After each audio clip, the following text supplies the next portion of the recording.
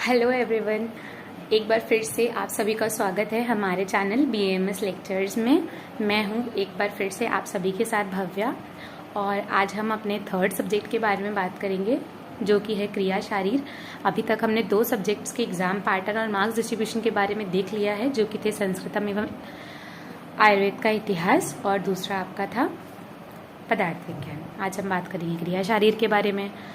तो इसमें paper and marks distribution किस अकॉर्डिंग है, तो देखिए पेपर 1 आपका है 100 मार्क्स का, फिर पेपर 2 भी आपका है 100 मार्क्स का, और टोटल थ्योरी इसकी है 200 मार्क्स की। एक्चुअली क्रिया शारीर में आपको जैसे कि पता है ह्यूमन फिजियोलॉजी दोनों चीज़ें हमें पढ़नी है, मॉडर्न भी पढ़ना है, आयुर्वेद भी पढ़ना है। इसके अकॉर्डिंग ये इसके थ्योरी मार्क्स हैं। इसके बाद के प्रैक्टिकल कंपोनेंट मार्क्स आएंगे। प्रैक्टिकल कंपोनेंट मार्क्स में सबसे पहले आपका आता है वाइवा 70 मार्क्स का। इलेक्टिव इसमें नहीं है।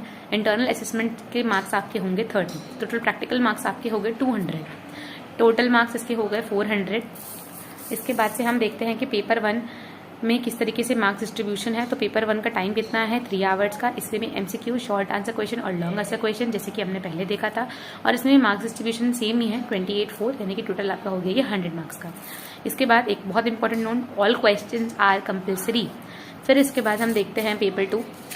पेपर 2 का भी मार्क्स डिस्ट्रीब्यूशन बिल्कुल वैसा ही है जैसा कि पेपर 1 का है, तो ऐसा इसमें कुछ बहुत ज़्यादा बताने के लिए नहीं है। फिर हम देखते हैं जो मेन इंपॉर्टेंट बात है हमारी कि हमें पढ़ना क्या है, व्हाट टू स्टडी। फिर से एक बार कंटेंट्स के साथ आप कंटेंट्स देख लीजिए। कंटेंट्स पता होना बहुत ज़रूरी है। आप जो भी बुक लें उसमें आप ध्यान से देख लें कि कंटेंट्स ये हैं या फिर नहीं है, क्योंकि बहुत सारी बुक्स में अलग अलग नाम से दिया होता है, तो आप परेशान होंगे, इसलिए पहले देख लीजिए। हालांकि आप सभी ने अभी तक बुक्स वगैरह तो ले ही लिए होंगे जिन्होंने एडमिशन लिया है, पर फिर भी पता तो होना ही चाहिए। सबसे पहले शारीर, फिर बेसिक प्रिंसिपल्स ऑफ आयुर्वेद, त्रिदोष, वात दोष, पित्त दोष, कफ दोष, दोष वृद्धि एवं क्षय, क्रियाकाल, प्रकृति, आहार, अग्नि और आहार पाक। अब इसके लिए कौन सी बुक लें, तो ये जानने के लिए वीडियो के अंत तक बने रहें। एक्चुअली ये 2 पार्ट्स में है, पार्ट ए और पार्ट बी, क्योंकि जैसे कि आपको पता है कि रचना और क्रिया में हमें दोनों चीज़ें पढ़नी है, मॉडर्न भी पढ़ना है और आयुर्वेद भी पढ़ना है। तो पार्ट ए का आयुर्वेद हम देख चुके हैं। अब हम पेपर 1 का पार्ट ए का आयुर्वेद देख चुके हैं। अब पेपर 1 के पार्ट बी का मॉडर्न हम देखेंगे। मतलब पार्ट ए आयुर्वेद है और पार्ट बी मॉडर्न है। पेपर 1 और पेपर 2, पेपर 1 का पार्ट ए आयुर्वेद हम देख चुके हैं और पेपर 1 के पार्ट बी का मॉडर्न हम देख रहे हैं। तो उसमें हमको क्या पढ़ना है, homeostasis, physiology of respiratory system, physiology of GIT, physiology of nervous system and physiology of endocrine glands. उसी के तरीके पेपर 2 में हम क्या देखेंगे, पार्ट ए आयुर्वेद है तो दोष, रस धातु, रक्त, मांस, मेद, अस्थि, मज्जा, शुक्र। फिर उसके बाद आश्रय भाव देखेंगे। फिर उसके बाद ओज, फिर उपधातु, मल, इंद्रिय विज्ञानीय, मन, आत्मा, निद्रा एवं स्वप्न। अब ये हमारा पेपर 2 का पार्ट ए हो गया है। अब हम पेपर 2 का पार्ट बी देखेंगे। तो पेपर 2 का पार्ट बी में देखिए hemopoietic system, immunity, physiology of cardiovascular system या फिर CVS, muscle physiology, adipose tissue, physiology of muscle and female reproductive system, physiology of excretion, special senses, sleep and dreams. अब main बात आती है books की, हम कौन सी किताबें लें।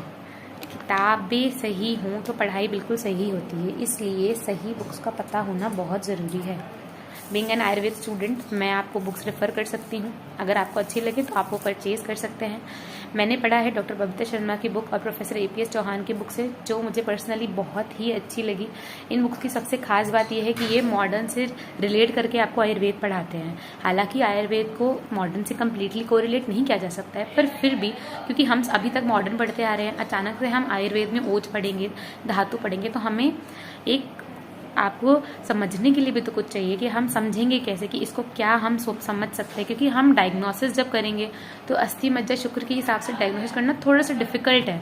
इस बुक की खास बात यह है कि आपको पूरा मॉडर्न और आयुर्वेद का एक साथ आपको सेम करके आपको बताया जाता है। जयराम यादव भी बहुत अच्छी बुक है, इसमें अलग अलग आचार्यों के हिसाब से आपको बताया गया है और बहुत अच्छे से एक्सप्लेन किया गया है। तो जिसको समझ आता है वो जयराम यादव ले, और जो शॉर्ट में थोड़ा थोड़ा समझते हैं या फिर जिनको कम समझ आती है आयुर्वेद, वो इस बुक को रेफ़र करें। I personally referred this book. हालांकि मेरे पास दोनों ही बुक है और मैंने दोनों से ही पढ़ा है। तो मॉडर्न के लिए आप सेम्बोलिंगम रेफ़र कर सकते हैं। Most of the student Sembulingam ही रेफ़र करते हैं क्योंकि इसमें टॉपिक वाइज सारे सब्जेक्ट्स के बारे में दिया हुआ है। जीके पाल, एके जैन, ये दोनों एक जैसी बुक्स हैं। अगर थोड़ा सा आपको डिस्क्रिप्टिव अच्छा लगता है, थोड़ा सा आप पढ़ने में इंटरेस्टेड हैं फिजियोलॉजी, तो आप इन दोनों बुक्स को भी ले सकते हैं। गाइटेन एंड हॉल बहुत ही एक्सट्रीम डिस्क्रिप्टिव बुक है। अगर आपके पास बहुत टाइम है और आप कभी फ्री हैं तो अपनी कॉलेज की लाइब्रेरी से इशू करा के ये बुक पढ़ें। मैं तो यही बोलूँगी, इस बुक को खरीदने का कोई मतलब नहीं, क्योंकि एग्जाम पॉइंट ऑफ व्यू से सेम्बोलिंगम, जीके पॉल और एके जैन से अगर आप नोट्स बनाते हैं तो आपको बहुत फ़ायदेमंद रहेगा। इसलिए इस बुक को आप ना ही लें तो अच्छा होगा, बाकी जैसी आपकी मर्ज़ी। तो आज के वीडियो में इतना ही था। I hope you all will like it. And हाँ, अगर आपको मेरे वीडियोस पसंद आ रहे हो तो प्लीज़ मेरे चैनल को लाइक एंड सब्सक्राइब करना बिल्कुल ना भूलें। Thank you so much. Have a nice day.